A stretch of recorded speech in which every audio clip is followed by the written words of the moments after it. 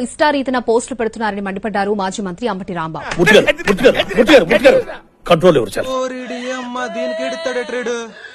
పోస్టులకు సంబంధించిన సాక్ష్యాలను సైతం చూపించారు.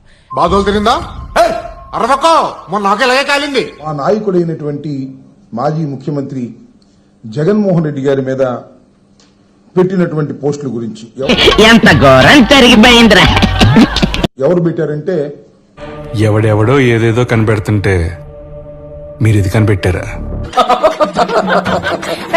నారా లోకేష్ గారు వ్యంగ్యంగా మా మనోభావాలు, ఇన్ని అవమానాలు భరిస్తే ఇంకా ఎందుకు ఇక్కడ పనిచేస్తున్నారు? రిజైన్ చేసేచ్చుగా. జగన్మోహన్ రెడ్డి గారి మనోభావాలు,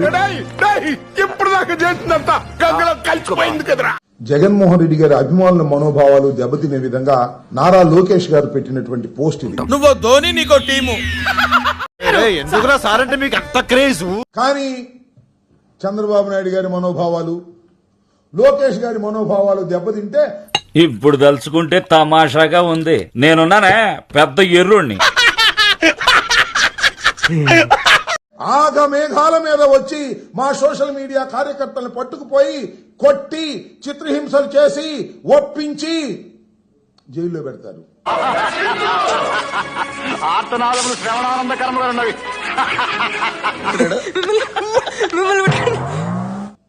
నెలల తరబడి వాళ్ళ జైల్లో ఉండేటువంటి పరిస్థితి.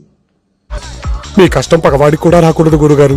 మరే చట్టం తెలుగుదేశం వారికి ఒకటి, వైసీపీకి ఒకటి ఉంటుందా? ఆ మాట నువ్వు చెప్పకూడదు. ఎందుకు చెప్తున్నా?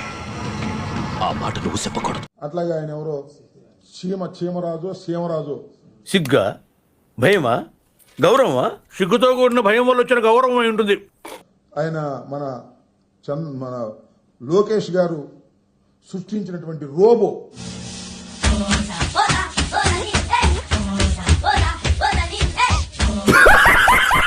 ఆయన మళ్ళీ నేను ఈ చెప్పగానే మళ్ళీ ఇంకో వీడియో పెట్టాడు. ఏం చేసుకుంటారో చేసుకోండి అంటే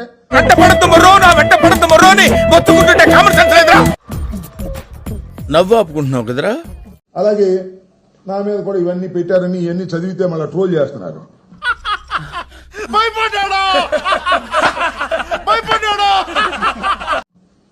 నేను అట్లా ట్రోలింగ్ భయపడేవాడిని కాదు.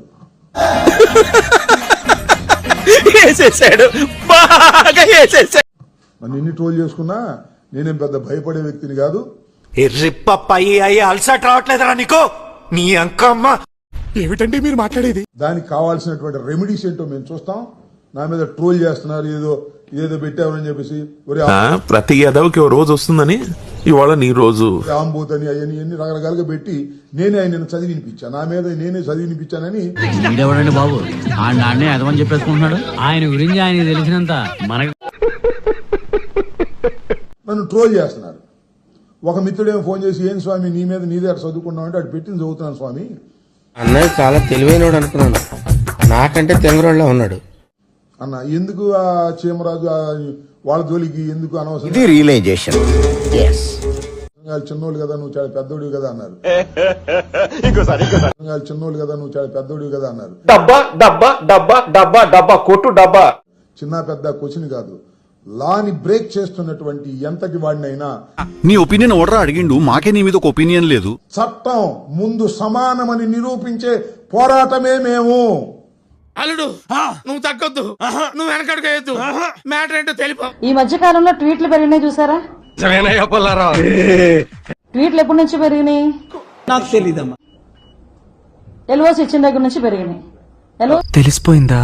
ఎల్ఓసి ఎందుకు ఇచ్చారు? వాళ్ళ అల్లుడికి ఎల్ఓసి ఇచ్చిన దగ్గర నుంచి పెరిగినాయి.